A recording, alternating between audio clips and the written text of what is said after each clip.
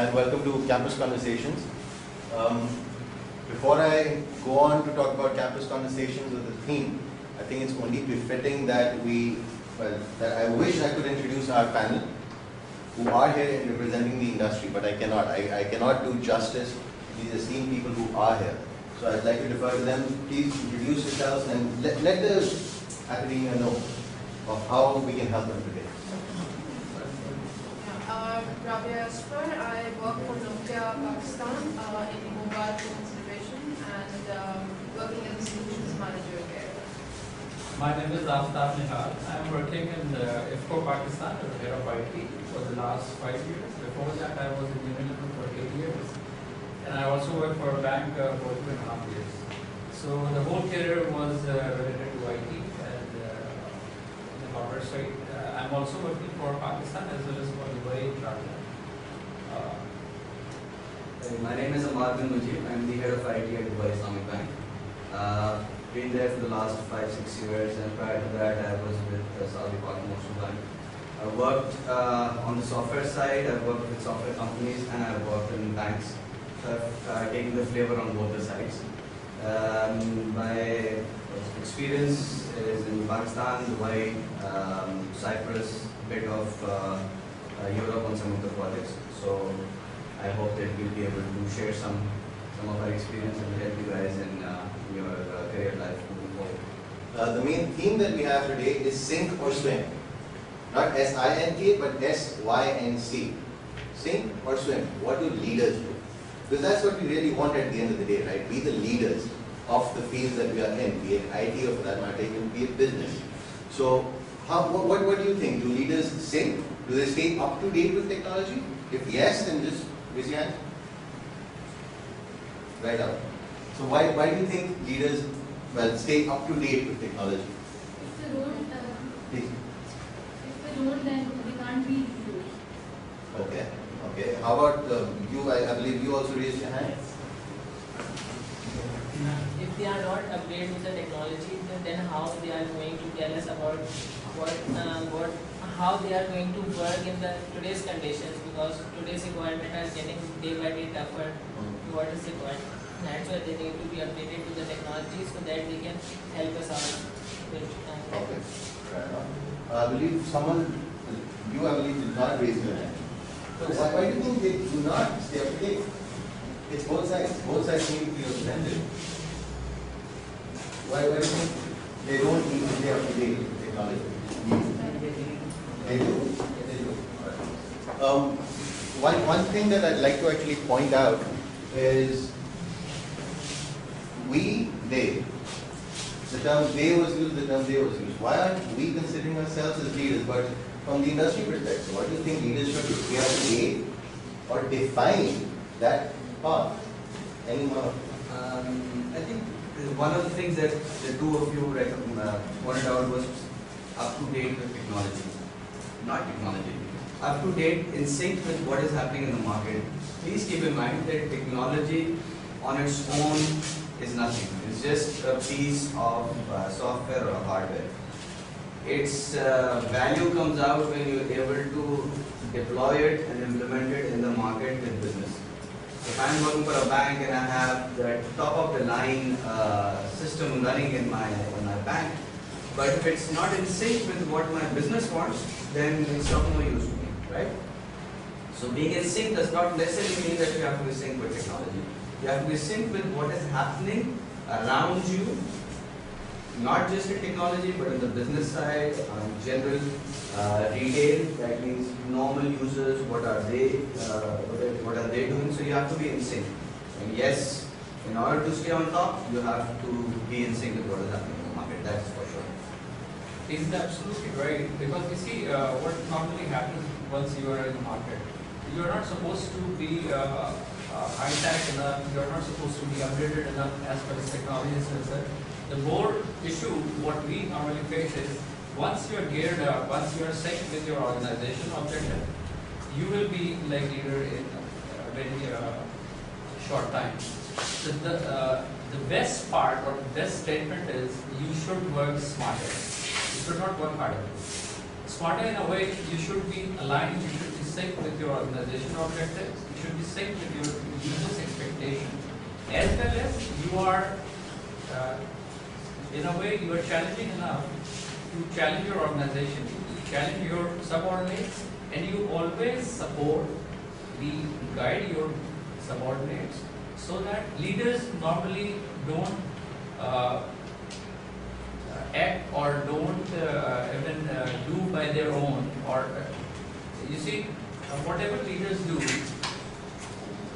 number one point is leaders normally have passion to work.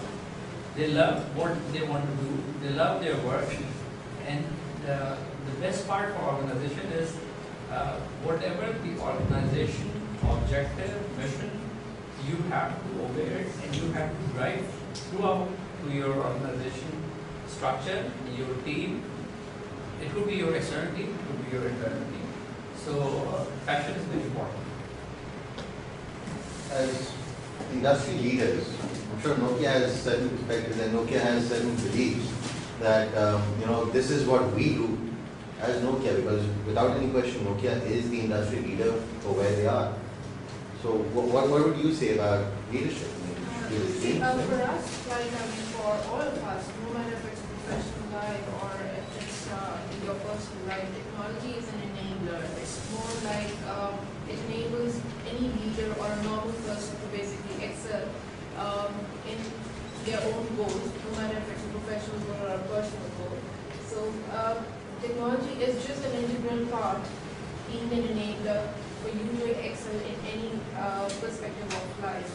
So it's good that you be, it's up to you that whether you want to be basically take technology as one of the key elements for the success, or you just want to basically take the normal route path or the conventional path to excel in your goals. But currently, what we have seen is basically in the modern world, in this technology era, that any leader or for a normal person as well, technology plays a vital role. We have seen countries, like Egypt, whatever has been done there, technology played a vital role in bringing the overall change. So it's just that you need to stay updated with what's going around, no matter with respect to something which is relevant to your field, but with respect to the technology which is basically driving the entire world into a different direction. Very, very well said. And actually, yes, Egypt, especially, if I'm not wrong, Twitter and Facebook, both played very productive roles. They weren't sitting over there playing mafia wars in Farmville. They actually played a very productive role towards the revolution that happened. From that very perspective, any questions that you have, because this is the main purpose of this session, that as students you have questions, the industry also has questions. If you have any questions, just raise your hand. I'll say you will bring the questions to you. So that is important.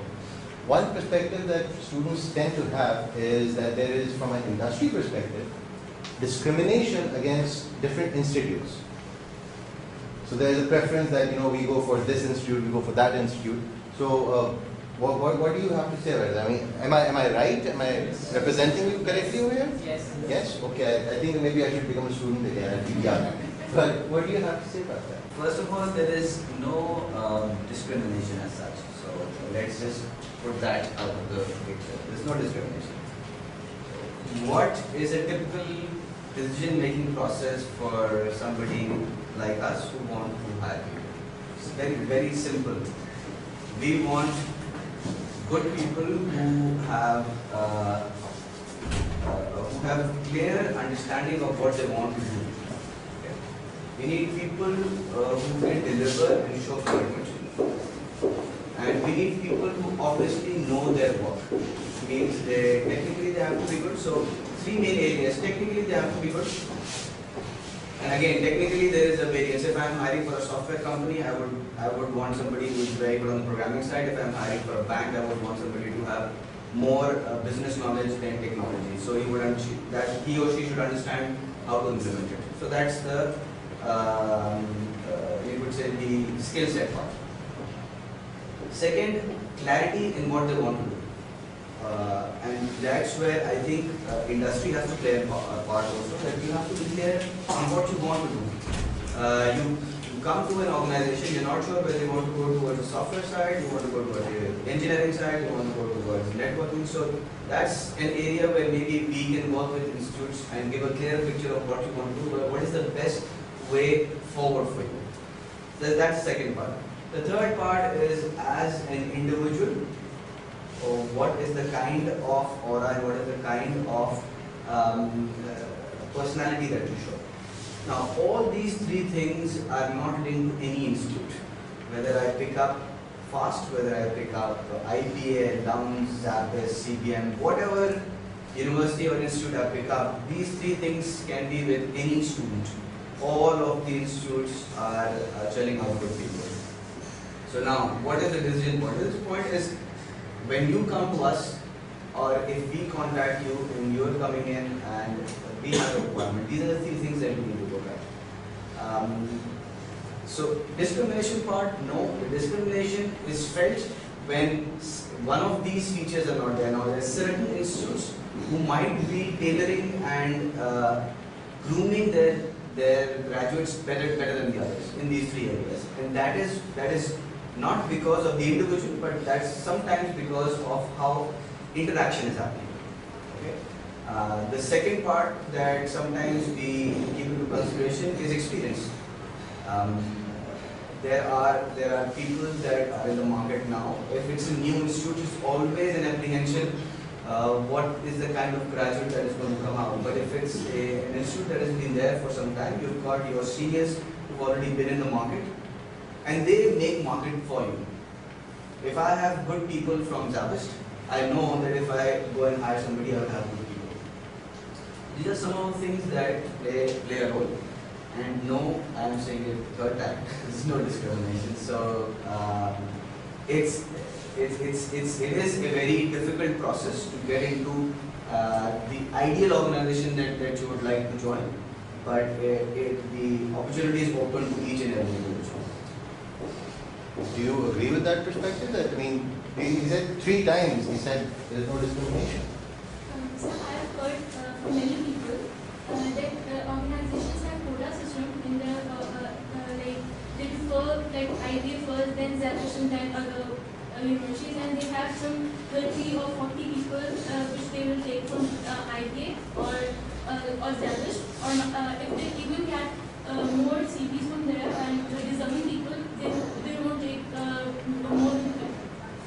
I've heard this from many. My experience, I can share because I've been with some organizations and I know people who do hire a lot. I don't think there's any quota system. If there are certain individuals who have certain preferences, I can't really comment on that. But generally, there is no policy in any organization. In fact, if there were to be this kind of a policy, I don't think that organization would work very well. So there's no inherent quota system anywhere. You see, what are the 30 things that drive people? Like I graduated from FAST. Okay. If I am interviewing somebody who is a FAST graduate, I might feel a comfort feeling with that person because I graduated from the same institute. But does that mean that I'm only going to hire that person? No. I have to look at the 3 things that I talked about. If that person gets that, has those 3 skill sets from whatever institute they come out from, we will be hiring you. Okay, so that quota system is more of a perception because people think that majority of graduates and people sitting in the top levels are from certain institutes and they prefer people from the same institute. It's a perception. I think that perception needs to be changed. Also, I think a lot of organizations are trying to go into universities and trying to get people on board. I think that is something that is going on today as well. So, to answer your question, might be in 1 or 2 institutes that you might have heard, but generally that is not the case. What about from a Yeah, global perspective? Not from global perspective, but let's go to local perspective. But I agree to an extent to this part of the audience. There are certain organizations, they are multinationals, and they prefer always that they would hire business students from IBA or LUMS. But that's the thing, like, I mean, what's the percentage of those organizations in the overall industry? So, but I'm sure there's no quoting system. Being in the part of the industry for the last like 15, 16 years, I've never heard that any organization have a quota system. But yes, there are certain organizations, and that is very limited in our overall universe of the corporate sector. And it's basically probably their preference is based on, as Amar said, that it's based on the grooming that university does in a certain manner, that they are being preferred into the corporate sector. So one needs to basically see, and that's basically for the business students. But if we talk about industry like telco or something which is related to IT, I would still think that there is no discrimination, because a student studying from or studied from a university which is known as that it does not produce anything exceptional, but yet there are, you will find people from that particular university into the corporate sector, because they have done or they have proved themselves by doing or putting efforts directly into their grooming, no matter if it's professional grooming or personal grooming. So it's a very minute element in our overall corporate sector. So let's not feel discouraged and demotivate ourselves. There are thousands of other opportunities. Let me give you an example.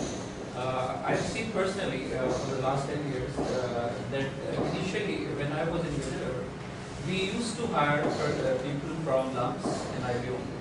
It's very it was not part of the policy, but yes, we prefer to have LUMS than IBO.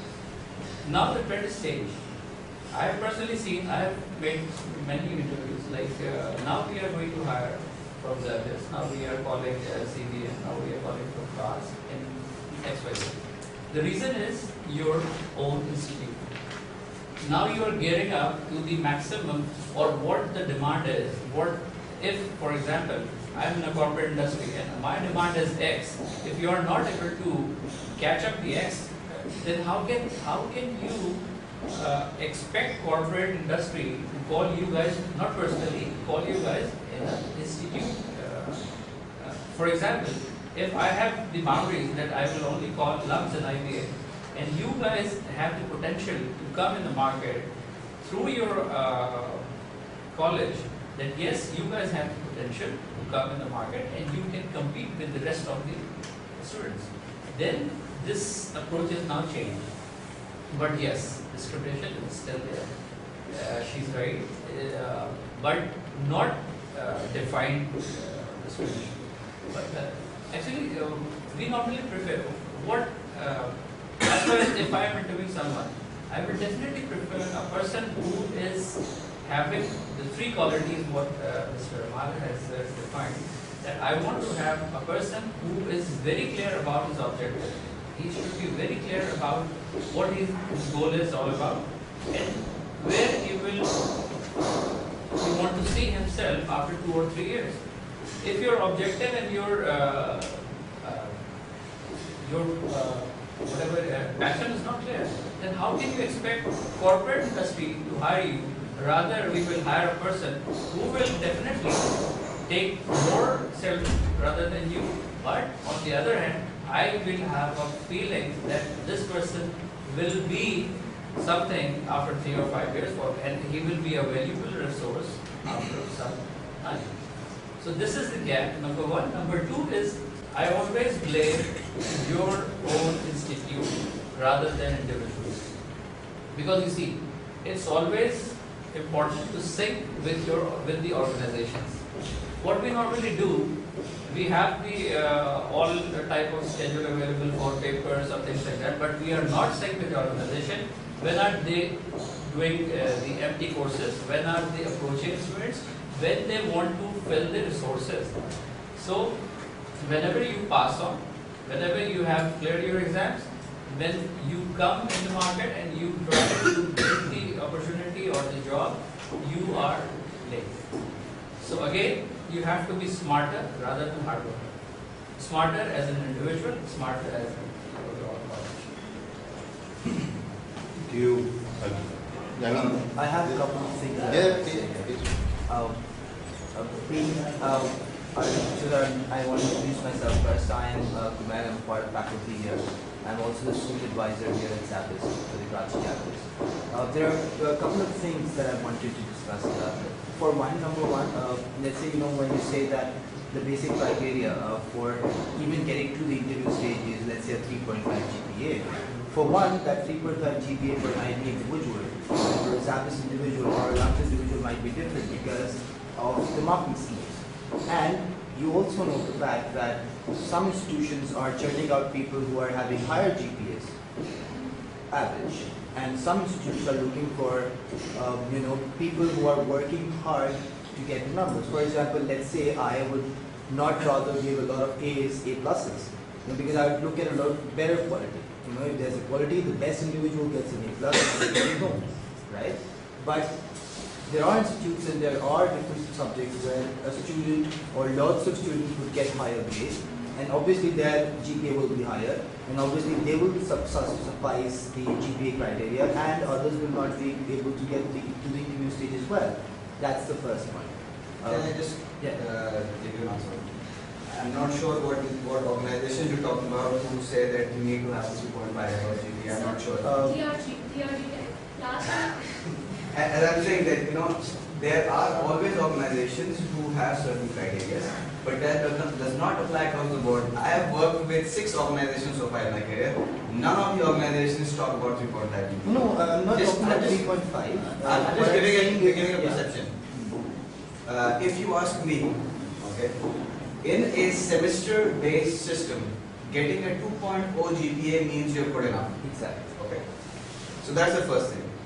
If I have 2 people, one who has a 3.8 gold medalist and one who's a 2.0 GPA, but one is a very good techie and the other one is a very good business-minded person, I would prefer the second one who really has a GPA of 2.0. So again, as I said, the skill set is very important.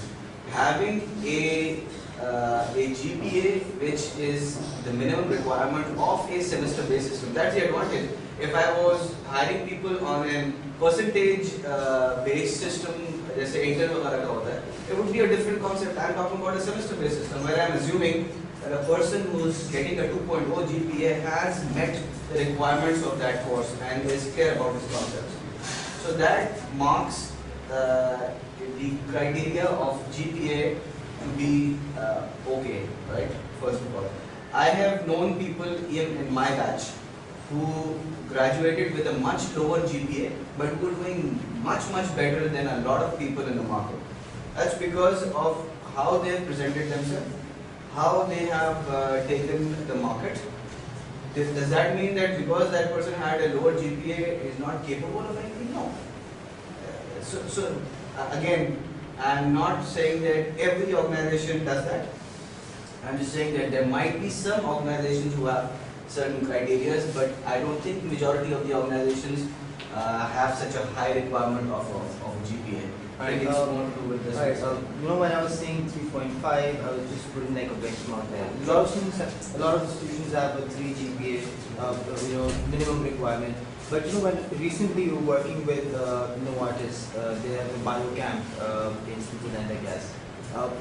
They were looking at 2 things. They were looking at high GPA achievers, plus people who were all-rounders. Let's say, the overall personality, they should be there, co-curriculars and all these things.